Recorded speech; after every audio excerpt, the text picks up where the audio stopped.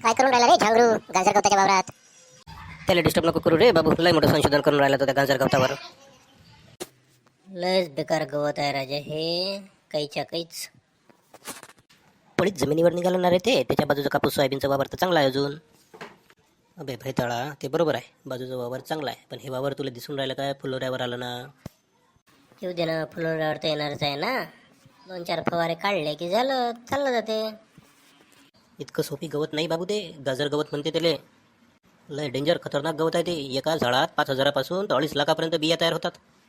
आणि ते सगळं बी हवेतून इकडे तिकडे पसरते. आता तू विचार कर, इतक्या मोठ्या पांढऱ्या पांढऱ्या फुलातून जर 2-2 लाखाचं बी आजूबाजूच्या वावरात उडून गेलं, पडलं आणि पाऊस आला तर किती झाडं बाहेर निघतील. अरे बापरे, तुला तर लयच माहीत असते राजा. काय काय समजते रे, कुठून समजते तुला इतकं? अबे ऐकून घ्या, हे पहा, हे गाजर गवत आहे ना, हजारो जमीन नापीक करू शकते. जमिनीच्या अंदरचं रायझोबियम, अझोटोबॅक्टर या गाजर गवताच्या मुळामुळं मृत पावतात. जमिनीतलं नायट्रोजन, स्फुरत, पालाश, इतर जीवनमूल्य जे असतात ना, ते हे झाड घेऊन घेते. आणि एका झाडापासून 5-5 हजारापासून तर 2-2 अडीच लाखाचं बी तयार होते. तसंच या गवताचं फायदा तर कोणताच नाही, सगळं नुकसानच नुकसान आहे.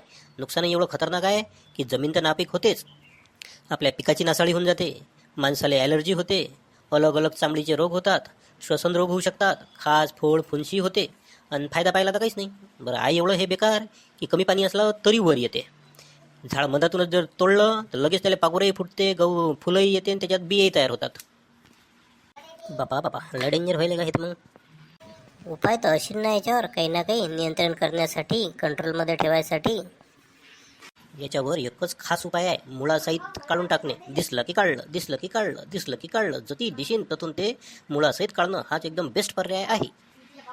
रस्त्याच्या आजूबाजूले, रिकाम्या जागेत, शेतात, नदीत, नाल्याच्या काठावर, कॅनलवर, रिकाम्या प्लॉटवर, जिकडे तिकडे पाहतो पांढरंच पांढरं सध्या गाजर गवत दिसून राहिलं, कारण ते आता सगळं फुलोऱ्यावर येईल आहे.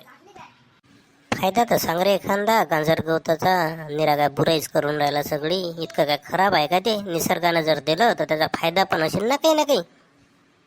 बरोबर आहे, फायदा तर असेल ना रे.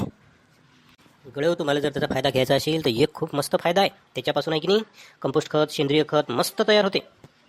जती जती गाजर गवत दिशील ते सगळं मुळासहित काढून ठेवायचं, त्याची एक गंजी मारायची, त्याच्यावर शेणखत, शेण, गोमूत्र, नाही तर ट्रायकोडर्मा, नाही तर एखादं कल्चर टाकायचं, ते सळवायचं आणि त्याच्यापासून जे खत तयार होईल ते खत आपल्या वावरात टाकून द्यायचं. एकदम बेस्ट, मस्त खत भेटते. आणि महत्त्वाचं म्हणजे हे सगळं खत किंवा झाडं फुलोऱ्यावर यायच्या अगोदर जर जमिनीतून काढलं गेलं तर खूपच चांगलं आहे.